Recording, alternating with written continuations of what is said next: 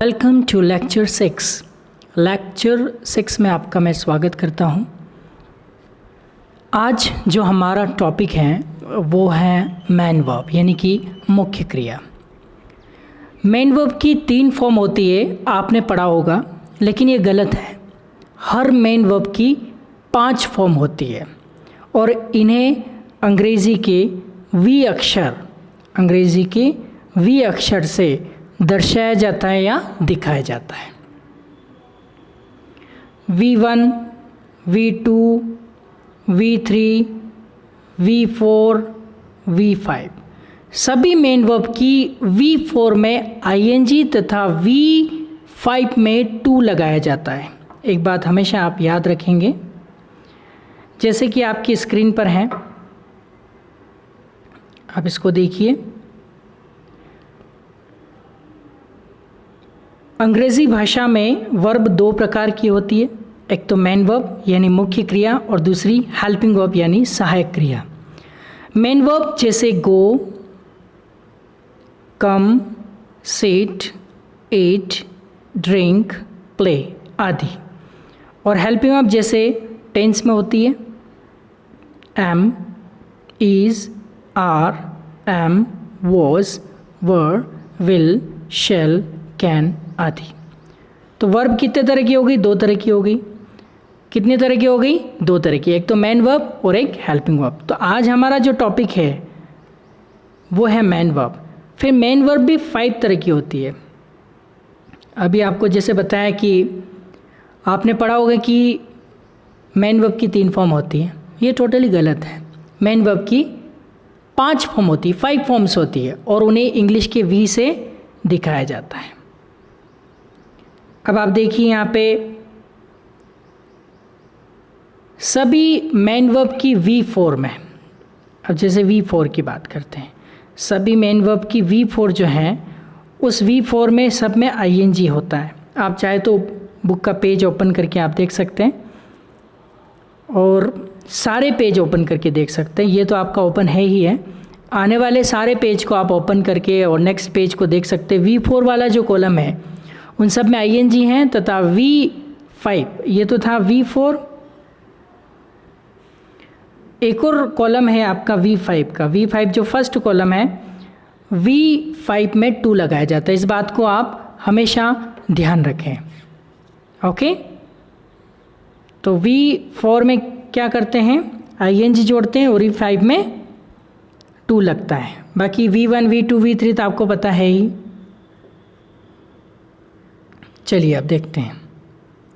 अभी आपने नानी ने का नियम पढ़ा था, तो V5 जो है वो नानी ने का नियम के अंतर्गत आती है।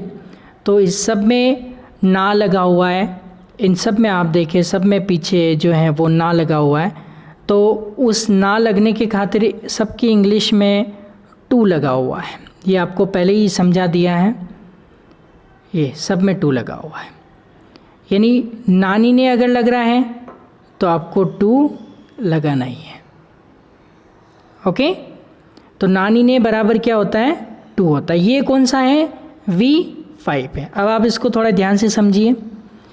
V1 जो होती है, जैसे मान लो एक वर्ब, यहाँ पे एग्जांपल लेते हैं, V1 की बात करते हैं।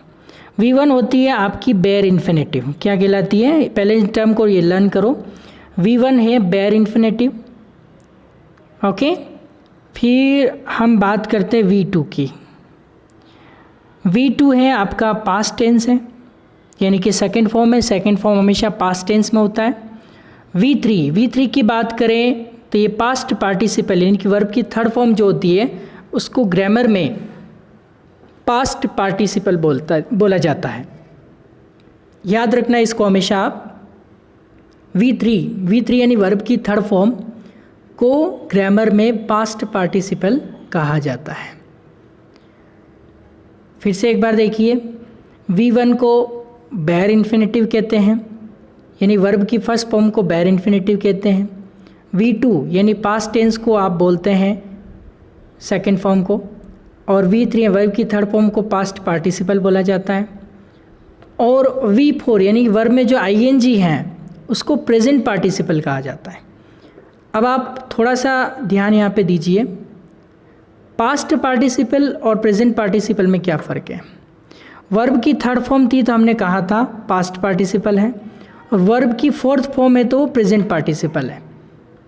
पास्ट पार्टिसिपल वर्ब की थर्ड फॉर्म और वर्ब की फोर्थ फॉर्म को कहते हैं प्रेजेंट पार्टिसिपल, ग्रामर के हिसाब से। ये आपको ध्यान रखना है। और इसमें एक जो बेयर इन्फिनेटिव वाला है पूरा एक लिख के उसमें ACS एडिशन किया हुआ है, तो वो सिंपल प्रेजेंट के सिंगुलर में यूज़ होने वाला कॉलम है। ओके, तो अब हम इसके प्रोनाउंसिएशन को देख लेते हैं। V5, पहले आप देखो V5 को इन्फिनेटिव कहते हैं और V1 को बेयर इन्फिनेटिव कहते हैं। ये इन्फिनेटिव है और ये बेयर इन्फिनेटिव है, इसको आप हमेशा ध्यान रखिएगा। ओके, चलिए अब इंग्लिश के बेस आप कंप्लीट कर रहे हो, इसलिए हम हिंदी में बात कर रहे हैं। फिर आप जब आगे से आगे लेवल बढ़ाते जाएंगे तब हम इंग्लिश टू इंग्लिश ही कम्युनिकेट करेंगे, तब आपका बेस पूरा कंप्लीट हो जाएगा, तब आपको समझ में भी इजी वे में आने लगेगा। तो अभी हमारा बेस चल रहा है, तो आप पहले V1 की बात करें या फिर V5 को देखो। अगर आपको कहना है, जिसमें एक एग्जाम्पल ले रखा है इन्फिनेटिव V5 में, स्वीकार करना, स्वीकार करने को कहते हैं एक्सेप्ट। क्या कहते हैं? एक्सेप्ट। नहीं, अब आपने हाँ मिला ली, स्वीकार करना को एक्सेप्ट नहीं कहते हैं, टू एक्सेप्ट कहते हैं। वही तो गलतियाँ आप कर रहे हैं फिर से। अब V1 क्या है?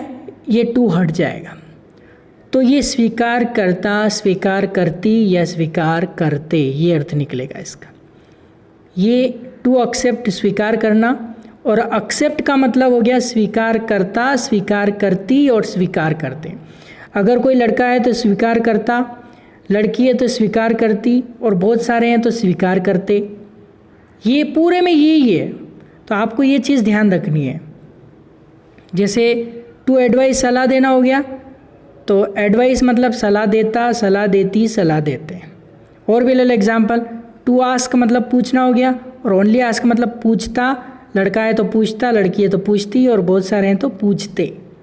तो ये आपको ध्यान रखना है कि बेयर इन्फिनेटिव में जो है वो पीछे ता ती ते निकलेगा, ओके, और इन्फिनेटिव में आगे टू लग जाएगा। ये डिफरेंस है दोनों में। चलिए अब हम आगे इसी को समझा देते हैं। जैसे आपकी फेवरेट वर्ब ले लेते हैं। चलिए पहले इसको कंप्लीट कर लेते हैं, एक्सेप्ट वाली को।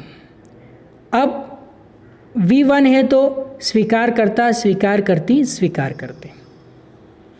अब वर्ब की सेकेंड फॉर्म यानी कि पास्ट टेंस। अब पास्ट टेंस आपने जब एग्ज़ाम में स्टोरी वगैरह लिखते हैं या न्यूज़पेपर की हेडलाइन या कोई रिपोर्ट लिखवाते हैं, FIR दर्ज करवाते हैं, ये सब सेकेंड फॉर्म में चलती है। क्यों चलती है? क्योंकि वो घटना हो गई है, वो घटना घटित हो गई है। अभी एक्सेप्ट की सेकेंड फॉर्म क्या हो गई? एक्सेप्टेड। एक्सेप्ट की सेकेंड फॉर्म क्या हो गई? एक्सेप्टेड। तो अब ये इसका मतलब तो है स्वीकार करता, स्वीकार करती, स्वीकार करते, लेकिन इसका मतलब ये हो गया स्वीकार किया, स्वीकार की, स्वीकार किए। यानी कि पीछे आ निकल सकता है, ई निकल सकता है, ए निकल सकता है, तो वो वर्ब की सेकेंड फॉर्म यानी कि पास्ट टेंस V2 यानी कि पास्ट टेंस कहलाएगा। अब V3 यानी कि पास्ट पार्टिसिपल यानी कि V3 इन सब में आप देखो एक शब्द लग जाएगा, हुआ, हुई, हुए, चुका, चुका, लिया, दिया, इस तरह से ये हुआ शब्द आ जाता है। आप आगे जितने पेजेस हैं वो सारे पेजेस हम देख सकते हैं। पास्ट पार्टिसिपल V3 वाले कॉलम में हुआ, हुई, हुए। जैसे स्वीकार किया था तो स्वीकार किया हुआ, या स्वीकार हुआ, स्वीकार हुए, स्वीकार हो चुका, स्वीकार हो चुकी, स्वीकार हो चुके, चुका, लिया, दिया भी आ सकता है, हुआ, हुई, हुए भी आ सकते हैं। यानी ये पास्ट पार्टिसिपल हमेशा परफेक्ट टेंस में यूज़ होते हैं। इस बात को आप हमेशा याद रखना। जितने भी परफेक्ट टेंस है, चाहे वो प्रेजेंट का परफेक्ट टेंस हो, चाहे पास्ट का परफेक्ट टेंस हो, चाहे फ्यूचर का परफेक्ट टेंस हो, सभी परफेक्ट टेंस में ही इनका यूज़ किया जाता है। इसके अलावा थर्ड फॉर्म का पैसिव में यूज़ किया जाता है, इसके अलावा वो कहीं यूज़ नहीं किया जाता है। और सेकंड फॉर्म जो ये पास्ट टेंस है, ये केवल पास्ट सिंपल के अफर्मेटिव यानी कि सकारात्मक के अलावा और कहीं इसका यूज़ नहीं किया जाता। एक एक कॉन्सेप्ट आपका क्लियर होगा, बस आप जो करवाया जा रहा है उसको आप करते जाएं। अब जैसे ये है आपका पास्ट पार्टिसिपल यानी कि V4 है, V4 में हमेशा ING होता है तो रहा रही रहे निकलता है। जैसे आप मोबाइल है आपका, मोबाइल का भी शट डाउन का ऑप्शन आता है, जैसे शट डाउन पे क्लिक करते शटिंग डाउन हो जाता है, यानी कि उसमें क्या ऐड हो जाता है, ING। तो जहाँ पर भी ING का मतलब होता है तो हमेशा उसमें इंग्लिश में ING है तो हिंदी में उसका रहा रही रहे ही आपको निकालना है, इसके अलावा आपको कुछ नहीं निकालना है। ING का दूसरा नाम है रहा रही रहे, थर्ड फॉर्म का दूसरा नाम है चुका, लिया, दिया, हुआ, हुई, हुए, इस तरह से। सेकेंड फॉर्म का दूसरा नाम है AAA। और बेयर इन्फिनिटी यानी कि वर्ब की फर्स्ट फॉर्म में तो ता, ती, ते निकल जाएगा, ओके। और V5 है तो सब में ना, नी, ने निकल जाएगा पीछे। तो ये कुछ बेसिक चीज़ें होती हैं, ये आपको सीखना बहुत ज़रूरी है। अब आप देखो इसको, एक्सेप्टिंग स्वीकार कर रहा, एडिंग मिला रहा, एडमायरिंग तारीफ कर रहा, एडवाइसिंग सलाह दे रहा, एक्टिंग कृत्य कर रहा, अलाउइंग अनुमति देना या अनुमति दे रहा, अपीयरिंग दिखाई दे रहा है, आस्किंग पूछ रहा। जैसा आपके मोबाइल में आप कॉल का ऑप्शन आता है CALL, जैसे इस कॉल बटन पे टिक करते हैं और क्या हो जाता है, कॉलिंग यानी कि कॉल कर रहा। तो हमेशा जहाँ पर भी रहा रही रहे आता है तो आप हमेशा एक चीज़ याद रखेंगे, रहा रही रहे का मतलब होता है ING, यानी कि इंग्लिश के सेंटेंस में कहीं भी आप ING देख रहे हैं उसका मतलब सेंटेंस के बीच में अगर वर्ब आ रही है और उसमें ING है तो आप रहा रही रहे ही निकालेंगे। इस बात को आप हमेशा अपने दिमाग में फिट कर लीजिए, ये बहुत काम आने वाली चीज़ है, पूरा बेस आपका इसी से कंप्लीट होने वाला है। अब V5 की बात करते हैं। V5 में क्या होगा आपका, वही जो V1 में था, एक्सेप्ट और एक्सेप्ट्स दोनों का मतलब एक ही होता है, स्वीकार करता करती करते, मिलाता मिलाती मिलाते, तारीफ करता करती करते, यानी कि पीछे ताती थे इसमें भी आएगा और V1 में भी आएगा। फ़र्क इतना है कि ये कॉलम है, ये सिंगुलर के लिए यूज़ होगा, देखो लिखा हुआ भी है। ये ACS एडिशन वाला वो सिंपल प्रेजेंट टेंस होगा, उसमें जो सिंगुलर सब्जेक्ट है, ही, शी, इट, राम, श्याम या कोई भी मोदी, अमित शाह या राहुल या कुछ भी सिंगुलर सब्जेक्ट होगा, उन सब में SES वाला कॉलम यूज़ करेंगे। आई थिंक आपको यहाँ तक समझ में आ गया होगा। अब यहाँ पर जो है V1 में भी तातीते हैं, लेकिन ये प्लूरल के लिए यूज़ होता है, वो हम बाद में पढ़ेंगे। लेकिन अभी आपको फ़िलहाल ये ध्यान रखना है कि वर्ब की 5 फॉर्म्स होती है, V1, V2, V3, V4 और इधर V5। तो अब हम इस पूरे पेज की स्टडी करेंगे। सबसे पहले हम इसको लेते हैं, V1 को। V1 में आप V1, V2, V3 को पहले एक साथ देखिए। एक्सेप्ट मतलब स्वीकार करता, स्वीकार करती या स्वीकार करते। एक्सेप्टेड मतलब स्वीकार किया, स्वीकार किए या स्वीकार की। और एक्सेप्टेड मतलब स्वीकार हुआ, स्वीकार हुई, स्वीकार हुए। ये 3 फॉर्म हमेशा आपको कंफ्यूज करती रहती है, तो इसको आपको बहुत ही अच्छे से कंप्लीट करना है, ओके। तो आप एक्सेप्ट मतलब स्वीकार करता, करती, करते। एक्सेप्टेड स्वीकार किया, स्वीकार की, स्वीकार किए। और एक्सेप्टेड जो थर्ड फॉर्म है वो स्वीकार हुआ, स्वीकार हुई, स्वीकार हुए, ओके। अब आप चलिए V4 में। एक्सेप्टिंग अभी बताया, रहा रही रहे निकालना है, ING लग रहा है, मतलब रहा रही रहे आपको निकालना ही है, एक्सेप्टिंग।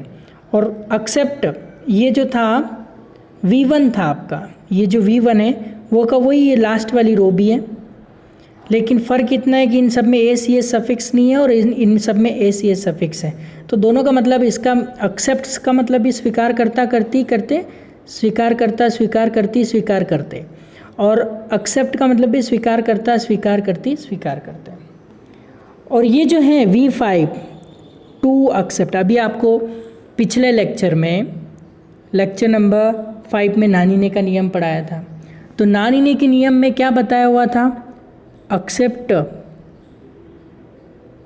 ओनली एक्सेप्ट, तो स्वीकार करता स्वीकार करती स्वीकार करते, और इसमें टू लग जाएगा तो टू एक्सेप्ट स्वीकार कर, और पीछे टू लग रहा है इसलिए ना लग जाएगा, स्वीकार करना।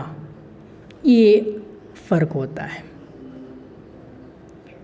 तो अब आपका जो बुक का पेज नंबर 12 है, इसको हम अच्छे से स्टडी करेंगे। देखो, दूसरी वर्ब हम लेते हैं। एड मतलब मिलाता मिलाती मिलाते, एडेड मिलाया मिलाई मिलाए, फिर एडेड मिलाया हुआ मिलाई हुई मिलाए हुए, और एडिंग मतलब मिला रहा मिला रही मिला रहे, और एड्स मतलब मिलाता मिलाती मिलाते, और टू एड मतलब मिलाना। उसी तरह से अगली वर्ब है एडमायर। एडमायर मतलब होता है तारीफ़ करता तारीफ़ करती या तारीफ़ करते। एडमायर्ड मतलब तारीफ़ की, और एडमायर्ड मतलब तारीफ़ किया हुआ, तारीफ़ की हुई, तारीफ़ किए हुए। और एडमायरिंग मतलब तारीफ़ कर रहा, तारीफ़ कर रही या तारीफ़ कर रहे। और एडमायर्ड्स का मतलब क्या हो गया?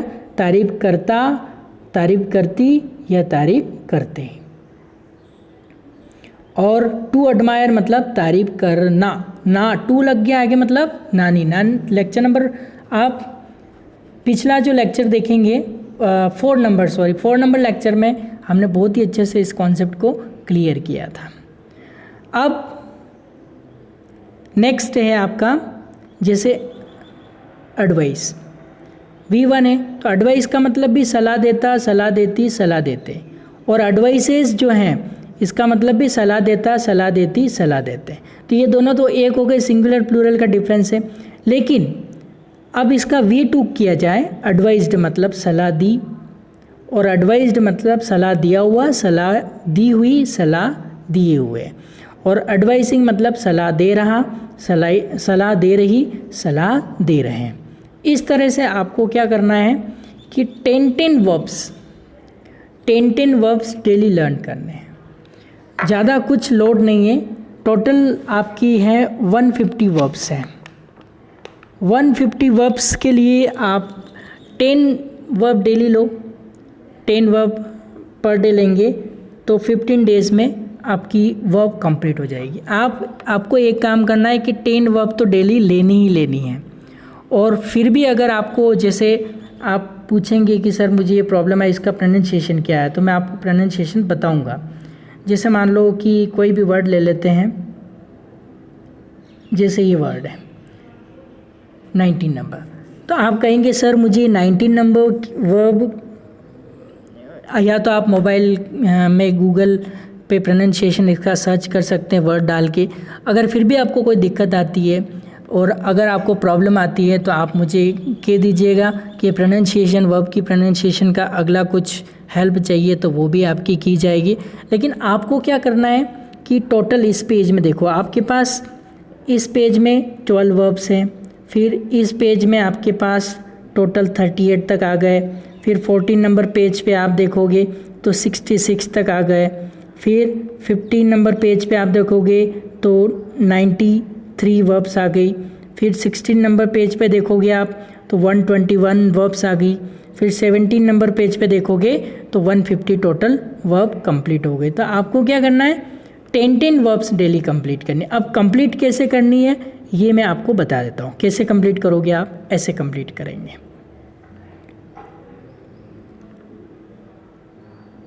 टू एक्सेप्ट यानी स्वीकार करना, इसको हम लास्ट में लेंगे पहले से। एक्सेप्ट स्वीकार करता स्वीकार करती स्वीकार करते, एक्सेप्टेड स्वीकार की स्वीकार किया स्वीकार किए। पहले तो आप एक्सेप्टेड स्वीकार किया हुआ स्वीकार की हुई, स्वीकार किए हुए। एक्सेप्टिंग स्वीकार कर रहा, रही, रहे। एक्सेप्टेड स्वीकार करता, करती, करते।